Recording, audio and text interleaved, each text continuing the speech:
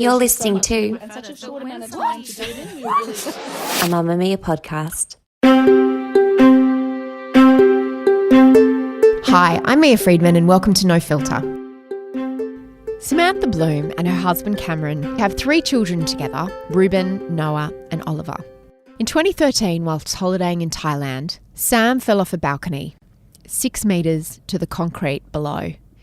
To explain what happened next, I want to read some of Cameron's words from Penguin Bloom, the odd little bird who saved a family. That's the book that Cameron has written about him and Sam and their life since the accident and the little bird that fell out of the sky and saved their family.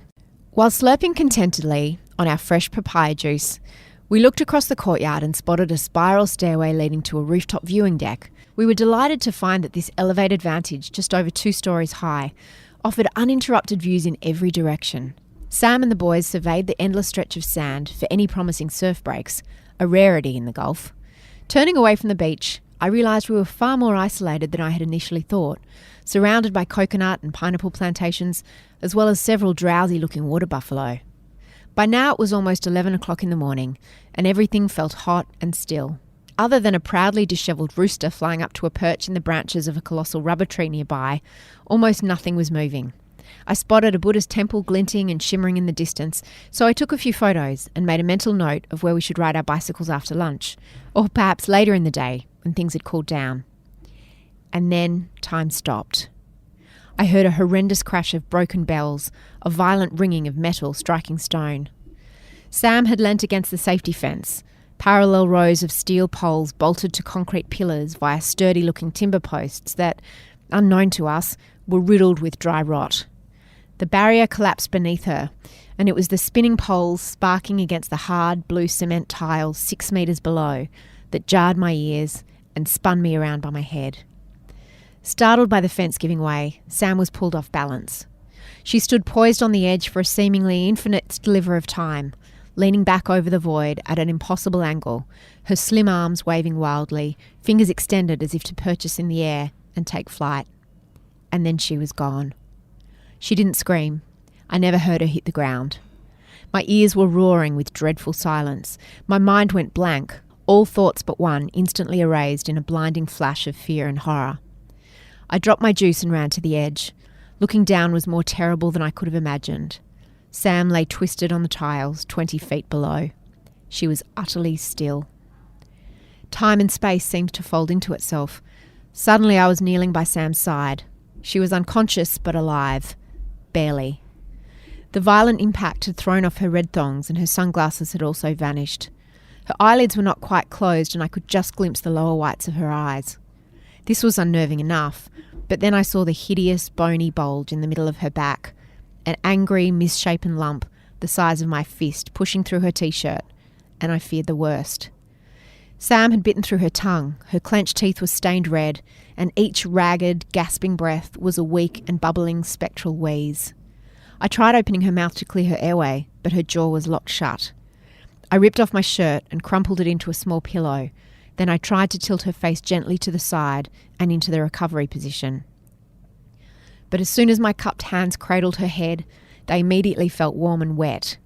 Blood was seeping through her blonde hair everywhere I looked. Her head had been split open in 2 different directions. No matter where I put my hands, no matter where I parted her hair, or how firmly I held my blood-soaked shirt against her head as a compress, I could not stem the bleeding or find the edges of the jagged wounds that were at its source. I glanced down and saw Sam's angelic face at the centre of an ever-expanding crimson halo as her lifeblood pooled onto the concrete. My heart emptied of hope. I shouted for help. I tried desperately and feebly to comfort my unconscious wife. I shouted for an ambulance. I screamed for help again. I needed someone, anyone, to hold my boys back. I didn't want them to see their mother like this. But when I looked up, all 3 were standing right next to me, silent, ashen-faced. Noah made no sound, but hot tears were streaming down his cheeks. The horror was too much for little Ollie, who doubled over and vomited. Ruben, the eldest, did his best to be brave, but when he tried to speak, his voice came out a ghostly whisper. "Is Mummy going to die?" To this day, I can't remember what I said in reply. or if I said anything at all. That's the start of the book. It changes after that. It talks about Sam's recovery in hospital, but then the story really begins in photos and in words when this odd little bird falls from the sky and saves a family who is in a very, very, very dark place. Sam spent 7 months in the spinal ward in hospital, where her severed spinal cord, which is located at about chest level, restricted her movement. So she can't bend her spine at all. She can't sit up alone. She's got no feeling from the chest down. She joined the Manly Warringah Kayak Club to combat her depression, which she suffered in a horrible way after the accident. And 12 months after commencing her training, Sam was named the fastest female KL1 paddler in Australia. She was selected for the Australian Paracanoe team, and she competed in the Canoe Sprint World Championships in Milan. Competing with a fractured rib, Sam got through to the semi-finals of the championship, finishing 12th in the world. Cameron is a photographer. Sam used to be a nurse. And together, their story is pretty extraordinary. Cameron and Sam, welcome. It's so good to see you. I last saw you 2 years ago? Wow. Would have to be. Probably a year, less than a year after the accident, I would say. Yeah, And definitely. my first observation, Sam, of you is that you look like a different person. Thank you. You've got light in your eyes. You've got tan on your skin. And you look happy. Yes. I'm much happier than I was when I first met you. Yeah. Yeah. And it was really funny because I came to your house and I was interviewing you guys, and we were talking about the accident and the aftermath. And I guess without even realising it, I was looking for you to have some kind of perspective and gratitude and to be like inspirational and everything. And you were deeply depressed, weren't you? Yeah. You were not interested in giving that to me. And it was that deep in your depression? Yeah, I hate it. I think I was depressed for a long time. I kept trying to cheer you up and go, but you look this, and you're going, but I hate this and I hate this and I don't feel like myself and I am embarrassed, and all the things you write about in this wonderful book. You were very honest. Yeah, and I still am, because Yeah. I still hate being like this. Yeah. Yes, I'm happier, but even I was talking to Ollie just before we came here, and Ollie, your son, who is on the front of the book. front cover, yeah. And he's on school holidays now, and he was saying, I'm bored, I want to have fun, I want to do something fun. And he was crying for ages, and then I talked to him, and I said, Ollie, I feel so bad, because I know if I wasn't like this, I know we would have gone to the Blue Mountains and gone bushwalking, we would have gone to Palmy, looked at the lighthouse, we would have gone to BMX, bike riding, whatever. And I said, I'm sorry. Did that shut him up? Did shut him up. And I know, and I felt really bad. And and he said, I wish it wasn't like this. I said, I wish I wasn't like this too. And he said, I wish we could go back in time. I'm like, me too. Yeah. And I said, I'm sorry, but we can't change it. We just got to get through it. And he goes, yeah. And I think he feels bad asking just me. You know, What do you to mean be that. asking just you? Well, asking me to be Dad, that let's sole go surfing, person Dad, to let's- provide fun in his life. I think he knows that that's a difficult question. I'm going to ask you about the way your parenting's changed shortly, but I wanted to just start off by, if it's not too personal, you telling me how you got here today. From when you woke up in the morning, what was involved in actually from waking up to getting here in terms of what everyone else would just take for granted? Okay, sure. Well, actually, I went paddling this morning, kayaking, but I have to get up at 5:45. Cam gets me up. Now, when you say Cam gets you up, is that because you can't sit up in bed on your own? Because you don't have stomach? Well, I could, Muscles? but it just takes a while. And Right. I'd have to use a slide board to get... I have to have everything next to me. Like, my Ugg boots, a slide board. So I put my Ugg boots on and then sort of slide across into the wheelchair. But Cam, because he's there, he helps me get up. So he can help you get up. So Yeah. what everyone would normally do in the morning, you shower, you go to the bathroom, all of that. How do you manage something like that? It just takes ages. I get up, have some breakfast, have a cup of tea, and then, go to the bathroom and have a shower. I mean, it takes... Can you do all that for yourself, or Yeah, do I you can need Cam do to it. No, help no, you? I can do all that. Oh, you do help me. He helps me get onto the commode, Yeah. which is what you sit on to have a shower. To have a shower. Yeah. So, I mean, you know, it can take up to an hour. Anyway, it just takes ages. So everything requires a lot of time. A lot of time. And a lot of planning. Yep. And if Cam was away, could you do it? I could do it, but I'd need the boys to help me. Yeah, right. That must piss you off. Yeah. Yeah. So, right, so you do all of that. Yeah. And again, I imagine this is very different to in the year after the accident and everything. So are things getting faster? Yeah. Are you getting better? I think so. We're at 100% now. No, it's definitely gotten faster. Peak fitness. I think, but also I know the timing. You know, right. If I have to meet my coach at 7:30, I'm like, okay, I've got to get up at this time because I have to be, you know, dressed by a certain time and then in the car by 7:15 to get there. That's no different to anyone else. It's just Yeah, more I know. time. I just need a lot longer. And I guess it rules out spontaneity, does Totally. Yeah. Yep. Something else you talked about, which I just loved and struck me so much, was privacy. The lack of privacy. Has that got better than it was in the first year or so?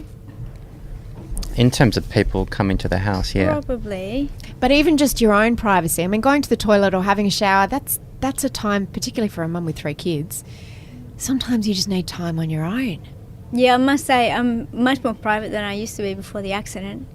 Only because it's still the whole body image thing.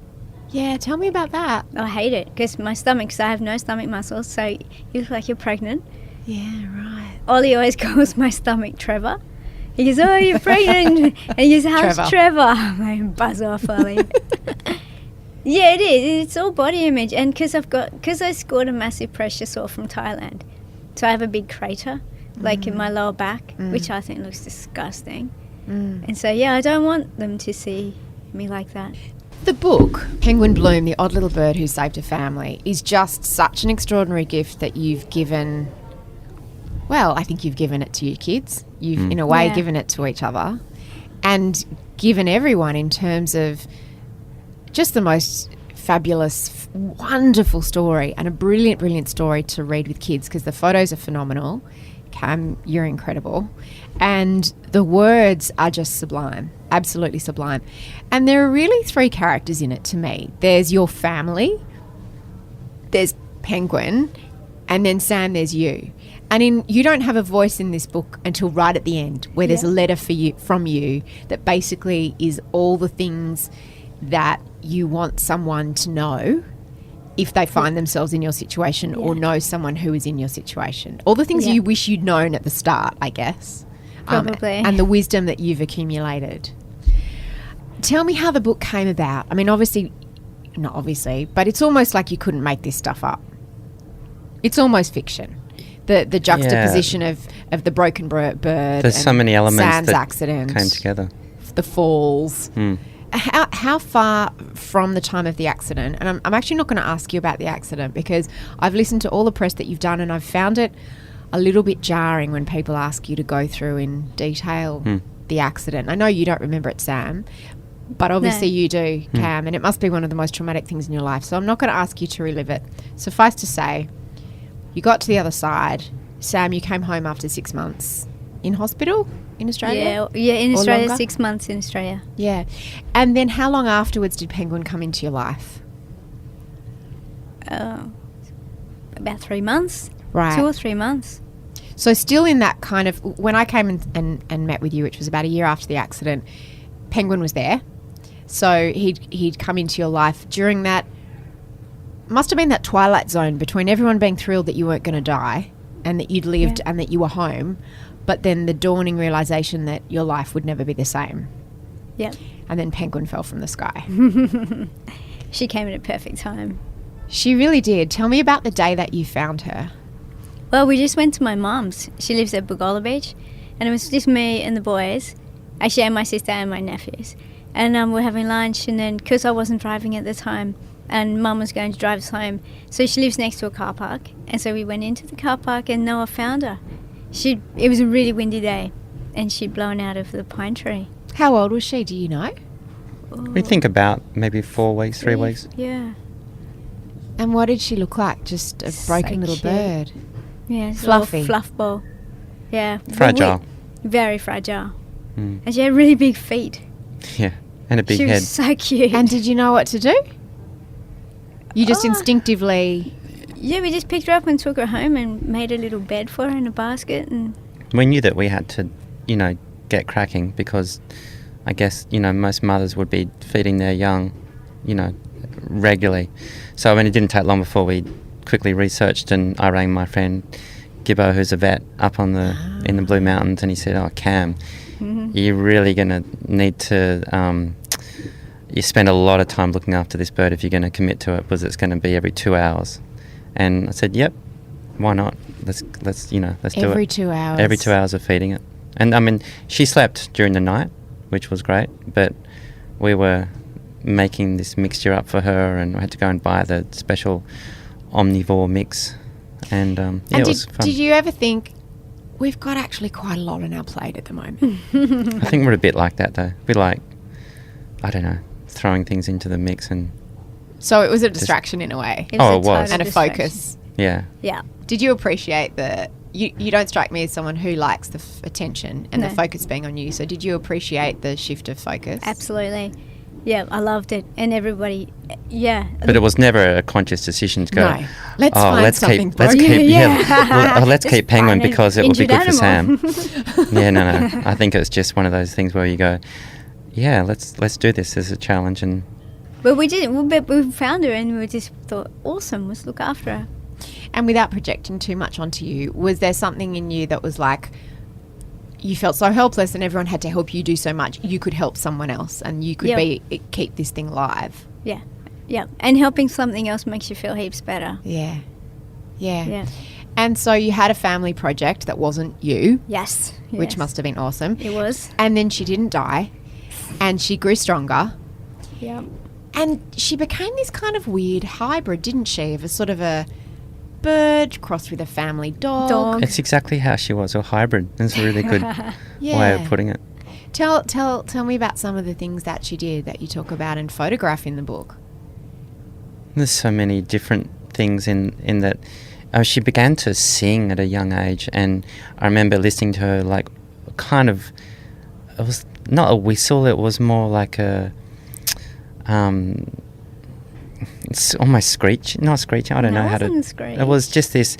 It was. I don't know how to do it. You. Yeah, but it was just this constant. Like for an hour, she would just do this high pitched kind of squeal, and it was hilarious. And you could tell she was kind of getting her voice, and then that developed into this unique kind of song that she ended up doing with the kids, and that to me was just one of the funniest things.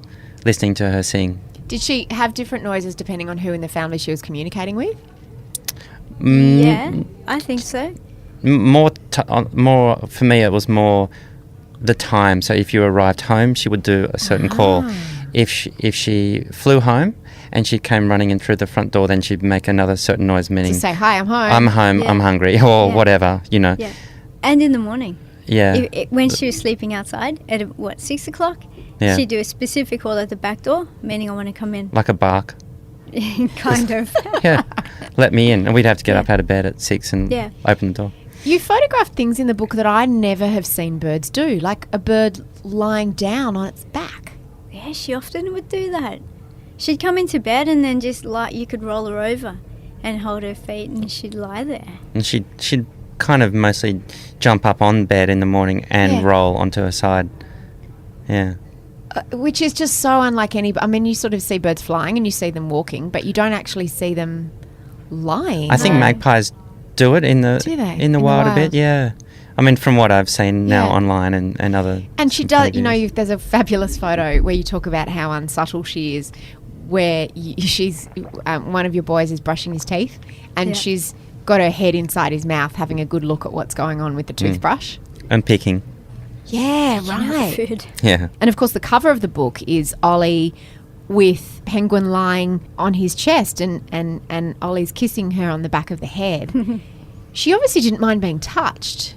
She loved being cuddled. Being cuddled. Yep, loved it. And held tight against her chest. So if you held her claws with your fingers and pulled her up close to you, she could virtually be upright and she'd walk around with you like that. When did you decide she had to go outside? There was a lot of poo. There was a lot of poo Yeah, because I was always thinking that. I was like, what? She just pooed everywhere. everywhere. We got used to it, and I was, we all were cleaning it up. But you it, just got over it. It was just Too much. the windowsill, I think, was the Yeah, because she slept on the windowsill. And it was Inside. Inside. Yeah. Looking And it out. was- yeah, it's white, or it was white. It and was. Once upon a time. It's just disgusting. Yeah. So, and she was old enough, so Could she fly then? Yeah. yeah. She Yeah. could fly when you put her outside. Yeah. Yeah. And yet you still talked about she would run through the house. Yeah. Like she seems to do quite a lot of running in the book. Yeah. Magpies she do spend a lot of time on the ground, though. Really? Yeah. So she didn't. I mean, there's a beautiful picture in the book of when she sort of flies for the first time. Yeah. How long do magpies take to fly? Like, how long was she with you before she started flying? I don't know the weeks, but I remember she just did a little. The boys remember it in the lounge room. They flew maybe from his shoulder or from one of the boys' arms and landed on the lounge. It was probably like a 3-meter flight. And that was a We were huge. so excited. Yeah. Felt proud parents. So, Yeah. yeah. And during this time, Sam, obviously there's your parallel journey, which was Penguin finding her wings and her voice and recovering enough to go outside and be free again while you were doing the same thing. But your battle was in your head as much as anywhere else, wasn't it? Yeah. How did your family reach you? I mean, Cameron just seems like a stubborn little bugger in the book and just said, we just didn't give up. We just kept saying, we love you, we love you, That's we true. love you. You did, That's- yeah. It was persistence, and the whole thing took time for Sam, It I took a think. good 2 years, I think. But it was gradual. Nothing really, just happened overnight. But I think it was fast-tracked by Peng.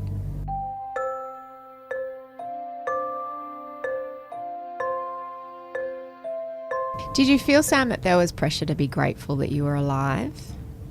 Or to be an inspiration that everybody Yeah, I wanted you to didn't be? like I know that. you don't like it. Because I didn't feel like I was an inspiration. Because I didn't do anything. Yeah. Everyone did everything for me. So you just feel like almost like a blob. You know, you're just there. So it's not very inspiring feeling like that. Yeah, so you didn't feel inspiring, so you No. rejected the label. Yes. And then slowly, you just came back. Yeah, I mean, it was like, with Penguin, because, like you said, like looking after something makes you feel much better, and kayaking. Yeah. That How did you was- first start kayaking? Because you were a super sporty person before the accident. Yeah. I got into it because I couldn't think of anything else I could do. I would say, I can't surf and I can't mountain bike, and, and the list went on. And then I said, maybe I could kayak. And so the guy from rehab, he was the sports rec. He was awesome. And he got me into it. Yeah, right. Yeah. It must have been scary. Was it scary or awesome that first time? Or both? It wasn't scary, but I felt pretty useless because I had no balance.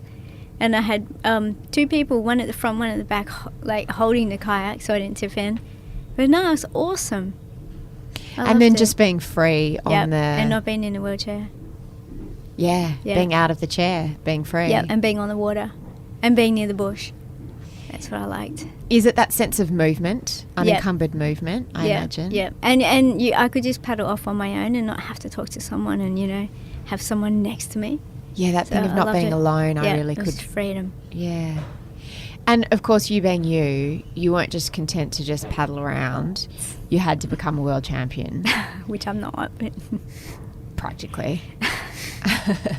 Did you need a goal to work towards, or are you just naturally a very competitive person? Well, I used to be pretty competitive, but no. Well, I probably paddled for a year, and then my coach said, "It's a bit of kind of a joke. Oh, we'll go out to Penrith and we'll do some races." And so we did, and it was so much fun. We were just mucking around, and then we went back out and did a few more serious races, and then the head coach from Queensland saw me and said, "Oh, do you want to get on the team?" sort of thing. So that's how I got on the Australian team. You guys travelled so much before the accident. You were real hippie travellers, and you were going to do a lot more of that after Thailand. And then for a while you thought that maybe you wouldn't be able to. But last year you went to Milan for your competition. Yeah. Was it for the World Championships? Yeah, World Championships, yeah. And what was that family holiday like? I mean, you talked about you wanted to get the amendment to the wheelchair so that you could go over bumpier terrain. Knowing Rome. Yeah, Yeah, cobblestones. well, mate, it was a nightmare. That was another really interesting thing in the book where you say even just a towel left on the floor or you know, a bit of newspaper could provide an obstacle for your chair to get over. Yeah. What are the things that you see in the world now in terms of our insensitivity to people with disabilities that you didn't before, that you wish we all kind of knew? Oh, man, it's heaps of things. You know, just, I don't know, just going along a footpath, even if it's just a bit bumpy and, you know, it's just it's a pain in the bum. Is the world not very accessible for someone in a wheelchair? No. Are you surprised at how inaccessible it is? No, but you know, before I was in the wheelchair, I used to think, oh my God, imagine being in a wheelchair. It'd be, you know, just going down, like, you know, when you just go down from the footpath onto the road and there's usually a bit of a step. Like, that's kind of scary. Trying not to either tip backwards or go flying forwards. But I used to think that before the wheelchair, or before I was in the wheelchair, thinking, oh my God, it would be a nightmare. Well, you still can't get down a gutter. No, I can't. So what But do you yeah. do in that kind of situation? Well, I'm usually with someone. Yeah. Yeah, or if not, if I wasn't, I'd go the long way. You know, Until find you that way, found a find the little- easiest route. Yeah. But yeah, no, it's a pain in the bum. How did you, as a mother, I want to go back to parenting for a second. How did your relationship change with the boys? Well, at the beginning, I felt like the world's worst mum Why? because I couldn't do anything with them. Like, And I think you were And- constantly sad and crying and miserable. yeah. I mean, apart from not being able to do anything, you were not in Yeah, I a... wasn't happy. I felt like I was grumpy, miserable. sad. I was sad. You were I never- grieving. I was grieving. I was grieving for me, Yeah. the old me, which died. And, Yeah. that was hard on the kids. It was. I felt terrible. I mean, I was never happy. You know, never laughing, nothing. Always like, grumpy. And you feel really bad. You feel like such a terrible mom. And I felt bad also because I couldn't take them to, training. I couldn't take them anywhere. I couldn't do anything with them. So you didn't feel useful. No, I felt totally, Useless. useless. And actually, and also they'd always go, oh, Dad, Dad. And it's That just came. like, That came. oh, mate. I felt like I wasn't part of the family for a long time. And that's pretty awful hearing that from, The love of your life. Well, yeah, but hearing the kids say that, knowing full well Sam's listening and she's going, oh, God, they're asking Cam all the time. Oh, actually, I remember one thing that made me feel so bad. It was especially when you weren't there if you were at work, Cam. And then, and I'd be like, oh, can someone get the wheelchair or can someone get this? And then I'd hear them go, you help Mum, I just helped her. And I'd be like, oh, my God. Yeah. It just rubbed it in. You feel so bad. You shouldn't ever have to ask your kids, oh, can you get this or that? But I do that all the time. Yeah, But I know, imagine But you can do it. Yeah, I can. I just don't want to. So that I found that really, really hard. And was time just the only thing that got you past it? Or Yeah. I suppose, did everyone have to recalibrate their relationships to each other in the family? Maybe a little bit, but I think it was time. And it was me getting over it and just dealing with it and being a bit happier. They'd always say, oh, I love seeing you happy again. It's all kids want, isn't it? Yeah. Were you able to get back some authority? Like, do you feel like when you had the accident for a while you lost authority because you were helpless and you're in the wheelchair? And Yeah. do you have that back now? I think so. Yeah. Yeah. You can kick their bums. Yeah, I could try. Yeah. I would if I could. Well, maybe not literally. But you can punish them or do it, Yeah, no, they are pretty good. Yeah. Yeah, no, I Sam's feel never like been the one, really. I've never been the dog. Oh, you're a good cop? I'm Yeah. good cop too. You bad cop? Maybe You just are a bad Sam's cop, not Cam. good cop, she's just easy cop.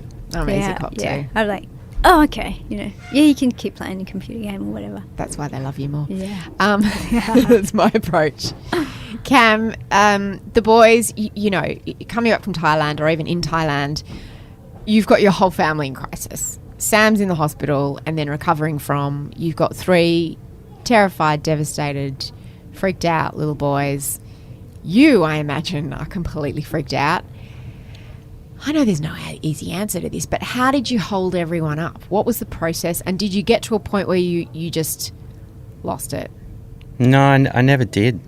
I just, I remembered, I think for the first 6 months when I got home from Thailand, I never listened to the radio. And when I was in the car, I just never listened to anything. And there was always silence.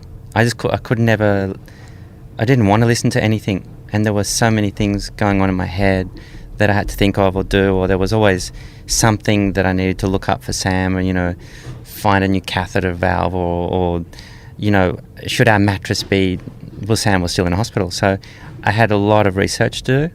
And there were so many things that were foreign to me that needed to happen quickly, and I wanted to make sure that, I was going to get the best thing for Sam. And I never sat still. So how did you support the boys? Did they have counselling? No, I think my brother wanted me to. I bet everyone did. Yeah, and I think, I don't know, I probably answered people and said, oh, no, I think they're fine, they're doing okay. And they were. I still think that they've handled the whole thing really well, and they keep busy too, and they do adapt. I think people think, Christ, they were right there. So they saw everything, and perhaps maybe down the track something may play out, but there's a lot of love in our family. So I don't know. I think and a lot of talking. Yeah, there is, and I think we're close enough to know if something was really amiss or whatever. I certainly think Noah at one stage felt kind of responsible for the accident at one point, because he suggested, let's go up and have juice on the roof, and up we went. And so that was something that was traumatic for both Sam and I to hear him thinking. And it probably was a long time before he even admitted that. Kids keep things buried, don't they, for a while? Yeah. But we never mention that. Like if someone asked me about the accident, I never say, oh, no, I said oh let's my go. God. You know what I mean? Oh, yeah. No, none of us ever say that. Did the three of them handle it in different ways? Or do they I think continue so. to handle it in different ways? Noah was very angry. Yeah. I remember that when he'd come and see me in hospital. He's so angry. How old was he? 8? No, 9. When it happened? Yep. Yeah. Yep. He'd come in and, and I just He didn't remember, enjoy seeing you? No, he didn't. No. No, and I'd say, no, it's shit, what's happened? Yeah, go on. And I said, this is shit, and and I said, look, we have to deal with it because we don't have a choice, we can't change it. And it's like, yeah. Even now, I think he still feels sad because he knew I love surfing, right? And he's obsessed with surfing. And he'd go, oh, Mum, I feel so bad going down for a surf because I know you'd love to go down. I'm like, dude, just catch some awesome waves for me, and if you love it, then it makes me happy. You wrote in the book how you felt angry for a long time too. Oh, like you had so angry. not irrational anger, a very rational anger when you saw people doing things that you could no longer do. Yeah. Still? Yeah. Still do, actually. Do but that's why I don't particularly like going to the beach. I don't like, it's so awful, but you do feel a bit jealous, Of course you do. I see people running in the morning and going for a surf and, and taking everything for granted. Yeah. That's just life. That's just normal it's just for everyone. It's just, it is normal. And I still get a bit angry. But it's all in my head. I would never, ever say anything, But one of the most beautiful, we had a great day the other day. We all went down to the beach, and Sam and I sat and watched, Noah surfing, and he loved that. He's just, for watch him. Me, Mum. Watch me, Mum. All kids want their parents to watch them do that somersault on the trampoline or whatever. Yeah. And this was, he was so happy that Sam was down there watching. Yeah. What about Ollie and Ruben? Ollie got the cover of the book, by the way. Was that contentious? No, I think I'd chosen that image way back. Whoa. No therapy required there in the future for the other two who aren't on the cover of the book. Yeah, well, I did consciously try to make sure everyone was sort of well represented. But Ruben did have, I think, a few less images. It's like you got to be careful of who you have on your screensaver on your phone. Yeah, You've got to make sure you rotate that image pretty quickly because kids notice that stuff. We'll hear more from Sam and Cameron in just a moment. Hi, Monique Bowley here. I make podcasts at Mamamia. It's a cool job, but so many people say to me, oh, I've heard of podcasts, but I don't know how to get them, so whatever. It's like a knife to my heart. Don't you wish there was a way you could say to your friends, here's how you can get podcasts, you dickhead? Well, now you can. With the Mamamia podcast app. We've put all of our shows in one place. The app is free and so easy to use, and it has all the shows you know and love from the Mamamia Podcast Network. Just search for the Mamamia Podcast app in your iTunes App Store. Cam, you co-authored the book with Bradley Trevor-Grieve. What was his involvement? And he wrote the Blue Day book, is that correct? Tell me about him, because the words in the book are exquisite. It's told in your voice, except for the part that's the letter from Sam at the end. But what was the process of meeting him and making the book? I'd known him, I'd met him a long, long time ago. Is he Aussie? Yeah, he's from Tasmania. Yeah, right. And I think I photographed one at a function at the zoo, and he was a patron or, heavily involved in fundraising for the zoo, and I remember meeting him there, and we stayed sort of friends on Facebook, and once... I guess I was approached by a few publishers. I thought, I should contact Bradley for some advice, and that's how it started. And he and I thought once I spoke to him on Skype, I said to myself, maybe he should write the book with me, And I sent him an email, and he said, let me think about it, overnight. And he came back straight away and said, I've got to do this. This is great. He knew about Sam, and it was really his concept of making Penguin and turning Penguin into Sam. And that was, for me, that was just really clever. So for those who haven't yet read the book, the words are about Sam and Penguin, but all the photos are sort of illustrated in the most gorgeous ways by your extraordinary photographs of Penguin. She becomes like a vessel for Sam. Yeah, that's the best way. And I was just thinking the other day, imagine if I stripped all the words out of the book and I was just left with pictures. I think this book is 50-50. Like, there's beauty in the photographs, but there's also a hell of a lot of beauty in the words. So was the actual process you sitting down and talking to him for a long time? Yeah. And him? Mostly Sam. No, it was both. It was probably split 50-50, but... initially, because it obviously is written from me, we spent, I don't know, maybe 3 months just chatting, and I used to write. I'd get ideas in my head saying, you really need to talk about, we need to express this in the book.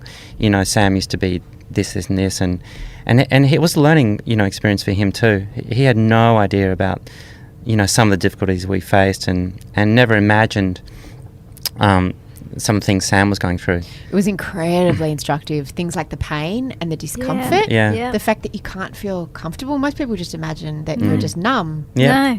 No, always in pain. Oh. I love that about the book. That's not fair. I know, it's ripped off, hey? It was totally ripped off. And that, I learnt so much, and my kids learnt so much from reading the book. Yeah. He was great to talk to. I would spend hours and hours talking to him. Maybe that was your therapy. It was a bit, because when Cam was at work, I was like, I think I'd say to you, what am I going to do today? And then he'd Skype Bradley. And, and before I knew it, it was 3 hours gone. Yeah, right. He was awesome. And I loved sometimes talking to him. I'd email Bradley and say, hey, have you got 5 minutes? Can you contact Sam? She's in a really crap mood today. And, sure enough, I spent 3 hours talking to Bradley today. And you could see the smile on it. It was like, Sam going kayaking. It was, because also you could say things to him that probably you couldn't say to Cam, and you couldn't say to the boys, and you couldn't say to your family. I would tell him everything. Yeah. Yeah, and I used to write down things in my phone, and no one had seen it. And I remember telling him, because I think he asked me, have you ever written anything? I'm like, well, yeah. And I'm like, no one has read it. Cam hadn't seen it. And he goes, send it to me. And I did. And he wrote back, goes, you're really screwed in the head, aren't you? I'm like, yep. A therapist wouldn't say that. But that was the catalyst for the message in the back. He said, Sam, we got to do this. This is going to be such a great insight to a lot of people. And it was Oh, important I for learned so him much. to add that into the book. Without your voice, that would have been really missing. Like without Yeah. your voice in your voice at Yeah. the back. That was extraordinary just unto itself, that letter.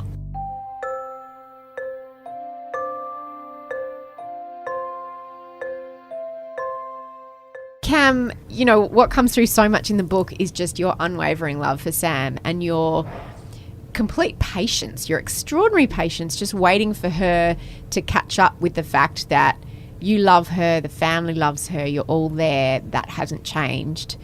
And also almost just waiting for her to come back into her life and into the family. Has the power dynamic in your relationship, I imagine that this is the case when there's someone who's very ill in a relationship or someone who's had an accident or has a disability.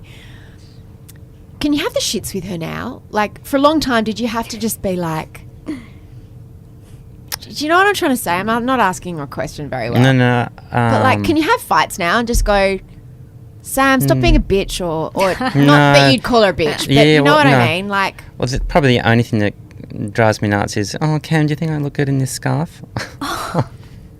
Well, that's Like- just every woman. Yeah, so no, we still don't fight. No, we don't fight. So you didn't fight before? We never No. fought before. I would tell you to shut up. Sometimes. As I'm cooking dinner. Yeah. no, No. we don't fight. No. You can't smell or taste, can you? Except for I fish. smell fish. But in a bad way or in a cooked way? You know, yummy Both. salmon. No, not a yummy way. It's the fish is fish. But So- even petrol smells like fish. So everything smells like fish. No, but I Really? can't smell perfume. You can't It's smell so perfume. weird. Yeah. I'll be going along, even in the car or paddling, and I'll go to either Cam or Gay usually. Can you smell something? Can you smell something? I have no idea what it is. How do you have a relationship with food and hunger and taste? What is food to you now if you can't taste I it? actually have I actually do get a little bit hungry now, occasionally. I didn't for a long, long time. I just ate for the sake of eating. I can sort of taste a little bit, like sweet, you? and yeah, salt. So is it more about texture in a way, or At just first, it was definitely more texture, but I think maybe it's come back a teeny bit. yeah? Either that or I'm used to it. So, And you still cook for the kids. Yeah, You still still like to cook, yeah. cook. yeah. I was paranoid. Remember when I'd first start cooking and I'd be like going to the boys, can you taste this? Can you taste this? Does it taste all right?